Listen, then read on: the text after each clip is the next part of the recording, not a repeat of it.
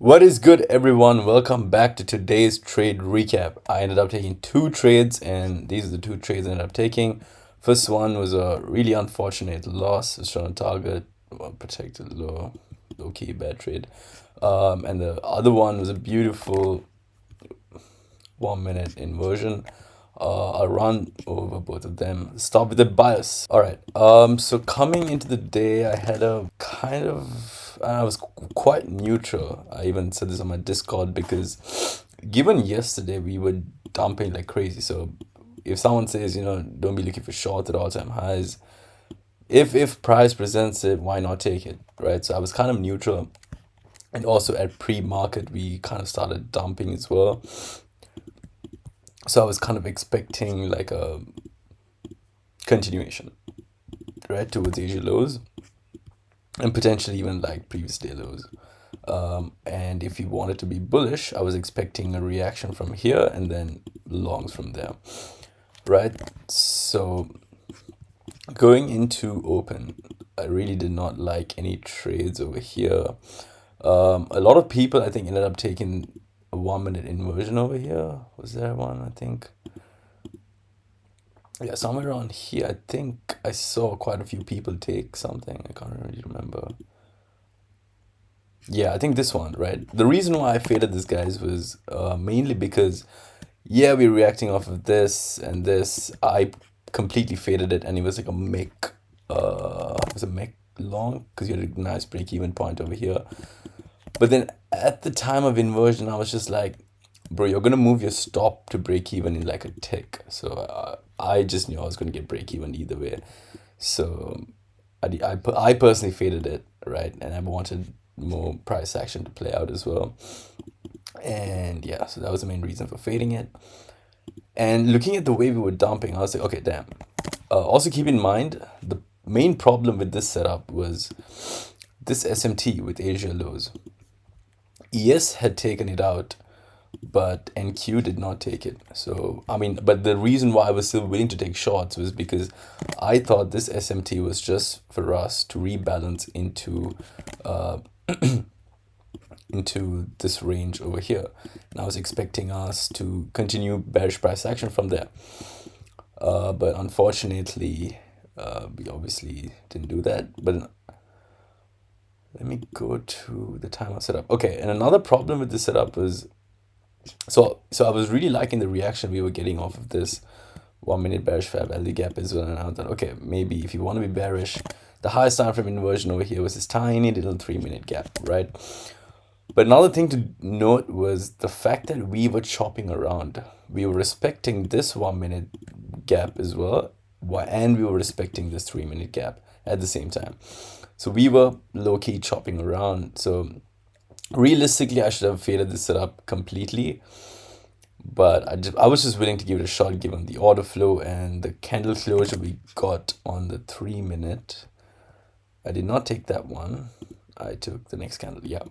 So I took my entry over there. I was just trying to get like a 1-to-1, and my stop was right above this tiny little order block, and pretty much instantly got stopped out, right? And yeah, so basically I got stopped out right over there. And then I realized we were clearly respecting this rejection block.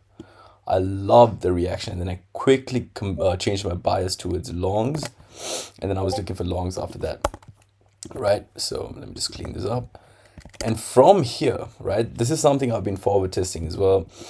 Rather than just looking for V-shaped recoveries, I've been looking for key levels with the context of a fair value gap. So over here, we're respecting this 1 minute bearish fair value gap like how many times? One, two, three, and I think even more, if I'm not mistaken.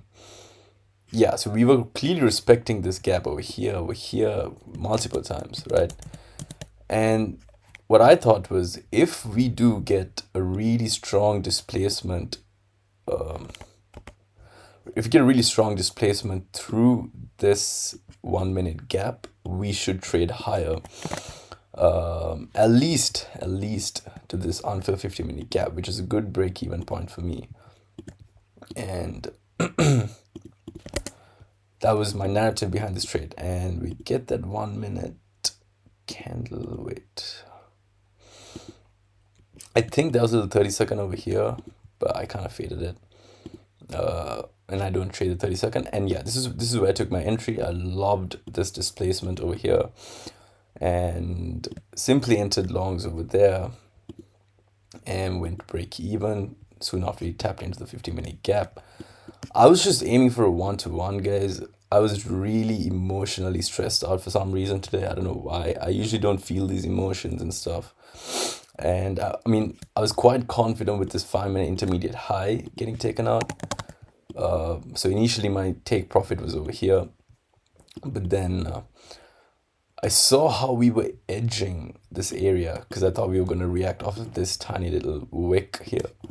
But then looking back at it, we're overall bullish. We're rejecting off this 15-minute rejection block. The overall context is bullish price action is rejecting this hourly gap as well. So personally, I should have just held it all the way to this intermediate high. And we started chopping around here. And then this is when I moved my take profit to a 1-to-1, somewhere around there, I think. Right? I mean, obviously at this time, we didn't get closed. I was waiting for price and then eventually it hit my TP. Just about a 1-to-1. But if you do play it out, we just ripped, bro, like insane. We just kept trading high today, and eventually went back to all-time highs today. So we could have potentially even targeted this data wick over here. This is a potential external target for you to target, but if you want to stay in the trade for a really long time. And yeah, price eventually hits a TP. Overall, solid day. We did not lose any money. I did follow my rules, 2 trades, and I was done. So I told my Discord members, if we lose this trade, I'm completely done for the day. But I really like this candle, and I really like these kind of models where a fair value gap gets tested multiple times and then we get a candle closure through it. I've been really forward testing and back testing it. So these models have been playing out really well. But yeah, those are the 2 trades I ended up taking. Thank you so much, guys, for watching the entire video. I'll see you guys tomorrow if I do end up taking a trade.